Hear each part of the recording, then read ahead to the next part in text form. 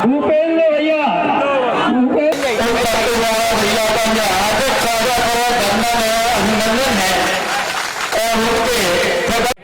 के सभी नागरिकों की तरफ से है और खुरई क्षेत्र के सभी मतदाताओं की तरफ से है। भैया साल श्रीफल के अभिनंदन स्वागत नहीं होता है।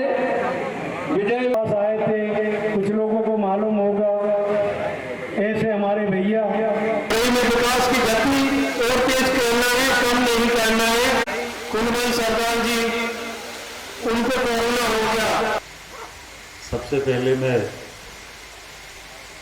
विजय भैया का धन्यवाद करना चाहता हूं और पूरा जो हमारा यूनियन है, कृषि उपकरण निर्माता संघ के पूरे यूनियन का भी मैं धन्यवाद करता हूं, जिन्होंने आज मुझे अपना आशीर्वाद प्रदान किया। और वास्तव में जब आप सबका स्नेह और आशीर्वाद मिलता है तो और ज़्यादा जिम्मेदारी का बोध होता है। गले में जब लोग माला पहनाते हैं तो मन में हमेशा यही रहता है कि कैसे भी कभी आपका विश्वास न टूट पाए। ये हमेशा उसका हमेशा मन में ये एक दबाव रहता है। और जितना आपका प्रेम स्नेह मिलता है उतना अधिक मुझे अपनी जिम्मेदारी का बोध होता है। आप सब ने मुझे 13 में पहली बार चुना और आप सबके स्नेह से आपने चुना और सरकार में मुझे मंत्री के रूप में काम करने का अवसर मिला। और अगर मंत्री बना तो वह भी आप सबके प्रयास से ही मैं मंत्री बना। और वास्तव में जब आप सबका स्नेह और आशीर्वाद मिलता है तो और ज़्यादा जिम्मेदारी का बोध होता है। गले में जब लोग माला पहनाते हैं तो मन में हमेशा यही रहता है कि कैसे भी कभी आपका विश्वास ना टूट पाए।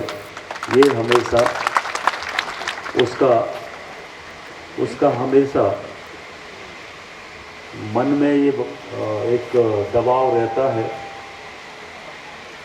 और जितना आपका प्रेम स्नेह मिलता है उतना अधिक मुझे अपनी जिम्मेदारी का बोध होता है।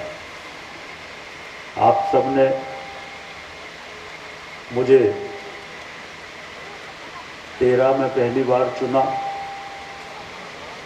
और आप सबके स्नेह से आपने चुना और सरकार में मुझे मंत्री के रूप में काम करने का अवसर मिला।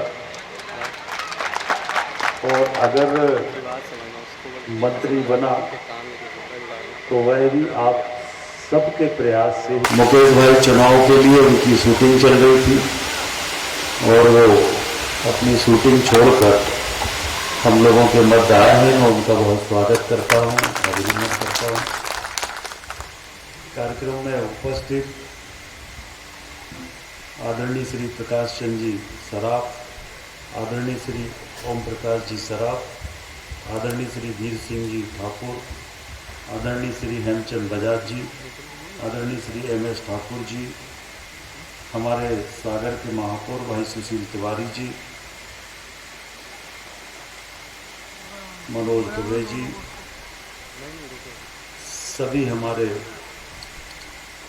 क्षेत्र के सुनील गढ़ोला जी, आनंद समैया जी, मेरे बड़े भाई आदरणीय भूपेंद्र भाई साहब और मेरे समक्ष बैठे सभी अग्रजों को मेरा प्रणाम।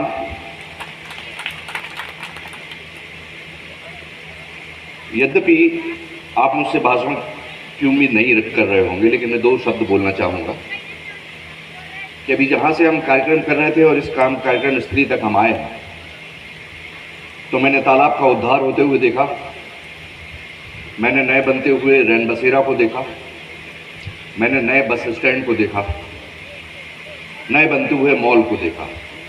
ये सब मैंने देखा है। तो आप अपने 15 वर्षों की यात्रा में कितना कुछ देख चुके होंगे।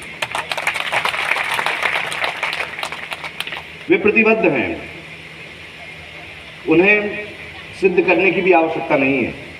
उन्होंने जिस तरीके से काम किया है, हम रेलवे फाटक के पास रुक गए थे तो भूपेन भाई साहब से एक सज्जन मिलने आए कि वो 25 किलोवाट को है, हमें 100 किलोवाट को लगवाने ट्रांसफार्मर।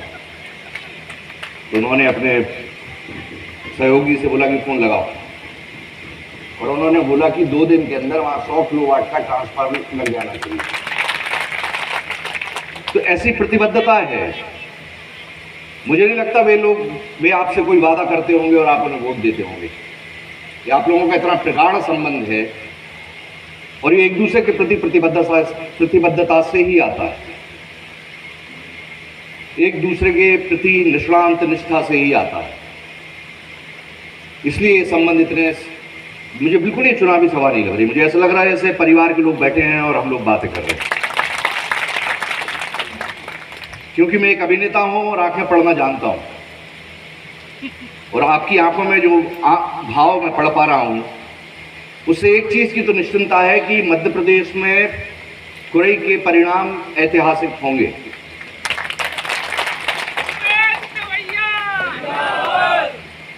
और मैं एक बिल्कुल आम नागरिक हूँ, आप बुंदेलखंड का बच्चा हूँ, तो मुझे ऐसी निष्ठा, ऐसी प्रतिबद्धता देख के एक अजीब सी ऊर्जा महसूस हो रही है।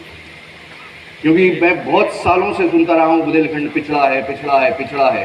ये सुन के मेरे अंदर एक पिछड़ेपन का भाव आ जाता था, लेकिन नहीं, अब हमारा बुंदेलखंड निखर रहा है,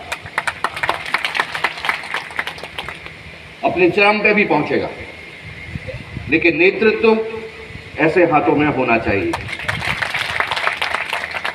बहुत बहुत धन्यवाद।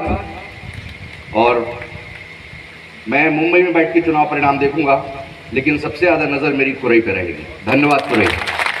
खबरों में बने रहने के लिए ग्रामीण भारत टीवी को सब्सक्राइब कीजिए और बेल आइकॉन दबाना ना भूलें।